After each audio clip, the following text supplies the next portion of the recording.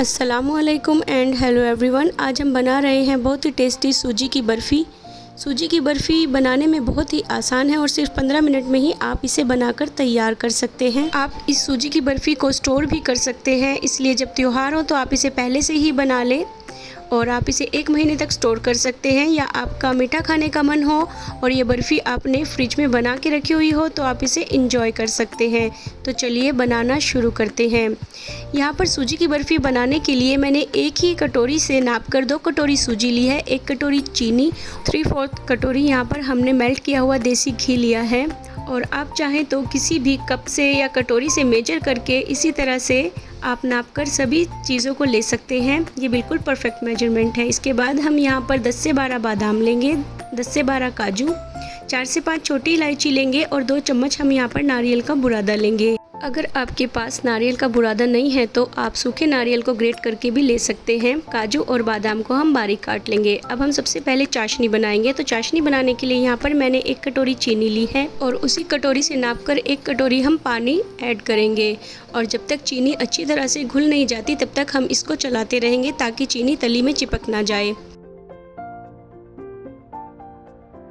चीनी मेल्ट होने के बाद 4-5 मिनट तक हम चाशनी को उबाल लेंगे तो हमारी चाशनी एक तार की बनकर तैयार हो जाएगी। जब आप चाशनी को इस तरह से चेक करेंगे तो एक तार बनेगा। तो अब हम गैस का फ्लेम ऑफ कर देंगे और चाशनी को साइड में रखेंगे।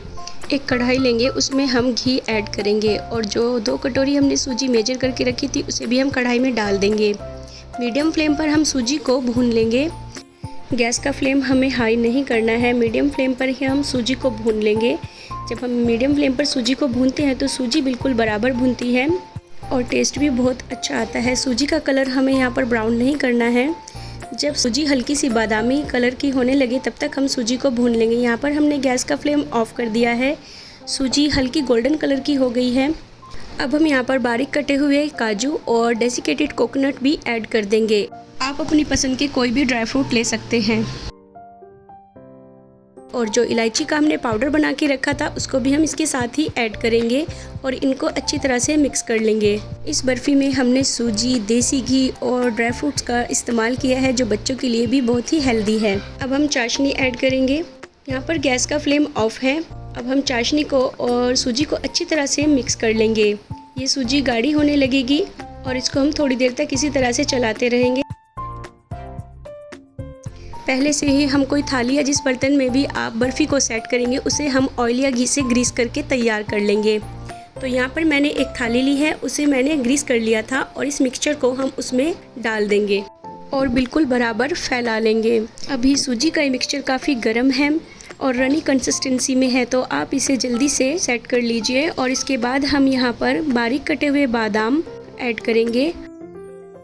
किसी स्पैचुला चम्मच की मदद से इसको हल्के हल्के हम प्रेस करेंगे ताकि ये चिपक जाए। अभी हम सूजी की बर्फ़ी को सेट होने देंगे। जब 15 से 20 मिनट के बाद हल्की सी सेट हो जाएगी उसके बाद हम चाकू लेंगे और इसको हम जिस शेप में भी कट करना चाहते हैं उस शेप में हम इसके ऊपर निशान लगा लेंगे। तो आप चाहें तो इसे स्क्वायर कट कर सकते हैं या जो भी आपको शेप पसंद हो। मैं यहाँ पर इसे डायमंड शेप में कट कर रही हूँ, जिस तरह से बर्फ़ी को कट किया जाता है। हल्के गर्म होने पर ही इस तरह से निशान बना लेने से जब बर्फ़ी बिल्कुल सेट हो जाएगी तो इसे काटने में बहुत आसानी होगी और इसकी शेप बिल्कुल परफेक्ट आएगी। तो यहाँ पर मैंने इसको कट कर लिया है और इसके बाद हम इसको बिल्कुल ठंडा कर लेंगे। अब हमारी बर्फ़ी बिल्कुल ठंडी हो गई है। हमने इसे 1-2 घंटे के लिए छोड़ दिया था। इसे आप पंखे में भी रख सकते हैं ठंडा करने के लिए। तो यहाँ पर मैंने इसको फिर से एक बार कट कर लिया है और इस तरह से हमारी बहुत ही टेस्टी सूजी की बर्फ़ी बनकर तैयार हो गई है। तो आप भी इस तरह से सूजी की बर्फ़ी बनाइएगा, आपको ये रेसिपी ज़रूर पसंद आएगी। और जब भी आपका कुछ मीठा खाने का मन हो तो आप इसे एंजॉय कर सकते हैं।